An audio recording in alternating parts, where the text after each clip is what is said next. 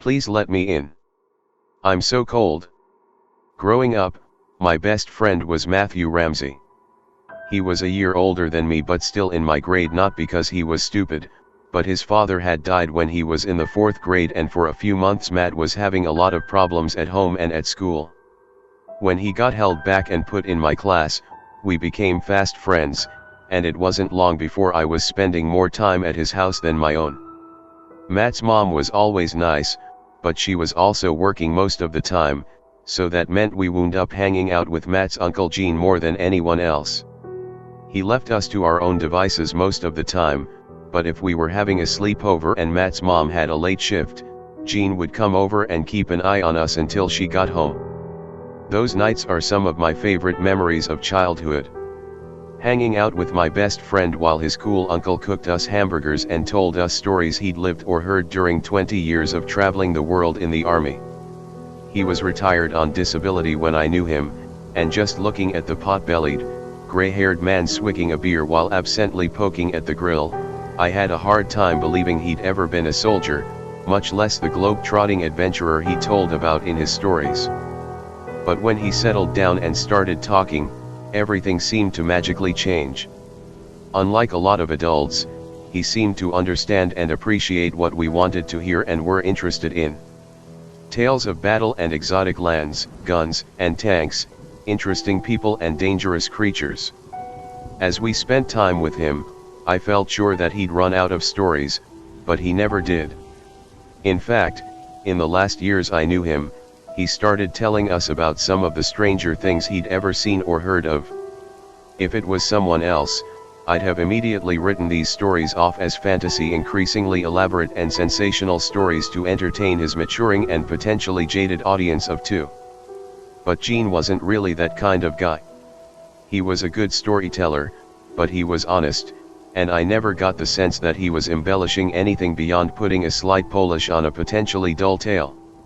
And while I can't say for sure that much of what he told us wasn't bullshit, what seems clear to me now is that one of his stories probably saved my life.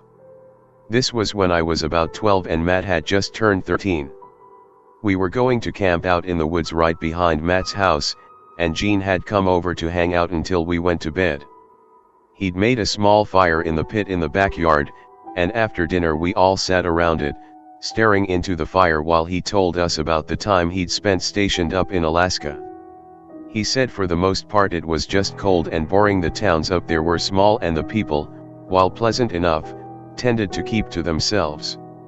And the land was beautiful, but in an alien, almost hostile way that made him pine for the warm, dry hills of Arizona where he'd been stationed for years before this latest assignment. His job there wasn't even interesting.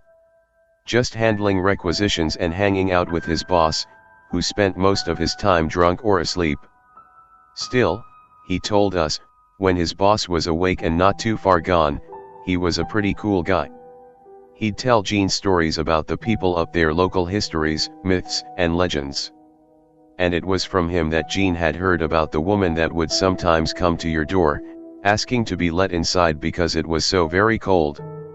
The way my boss told it, he was working at a weather outpost north of Anchorage when a big snowstorm came in. He had supplies for a few days, but by the 3rd night he was starting to get nervous. He'd lived up north for a few months by that point, but this was the first time he'd felt really trapped by the weather. Between the increasing snow and the isolation, he admitted to letting out a scream when he heard a knock at the door. My boss wasn't no rocket scientist, but he wasn't a fool neither. He knew no one was around for 20 miles or more, and the odds of someone being out in that kind of weather at night, it just made no sense. His first thought was that it was someone come to relieve him for some reason, but as he approached the door, he heard what sounded like a young woman's voice on the other side. "Please let me in. I'm so cold." This threw him off. There were no young female enlisted locally that he knew of, and the more he thought, he realized he would have gotten a message beforehand if someone was coming up tonight. So who could this be?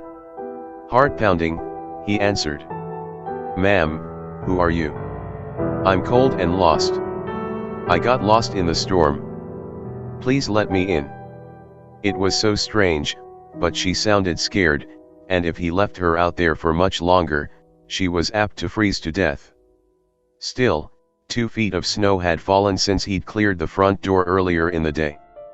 If he was going to get her in, he needed to go out there with a light and shovel and clear the way.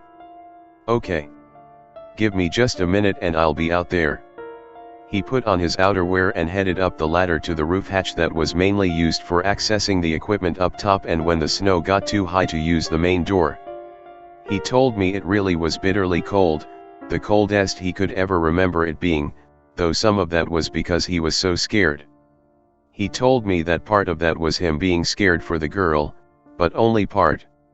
He said another part of him could sense something wasn't right. That there was something strange and dangerous beyond just the oddity of a stranger out in the midnight cold. Said that was why he shined the light over the edge of the roof before he went down to clear the door. This blue eye perceives all things conjoined, the past, the future, and the present. Everything flows, and all is connected. This eye is not merely seeing,